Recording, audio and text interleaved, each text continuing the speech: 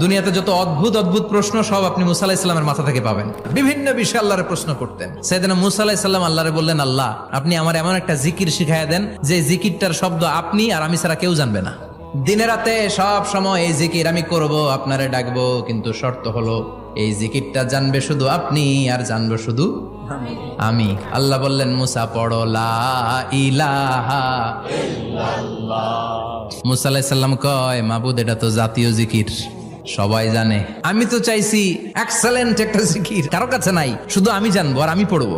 আল্লাহ বললেন, মুসা এই লা ইলাহাকে যদি এক পাল্লায় রেখে দাও, তাম বিশ্ব, 7 আকাশ 7 জমিনটারে তুলে যদি তুমি আরেক পাল্লায় রেখে দাও, লা রাজাহাত কাফাতু লা ইলাহা ইল্লাল্লাহ, মুহূর্তের মধ্যে লা ইলাহার পাল্লা ভারী হয়ে যাবে।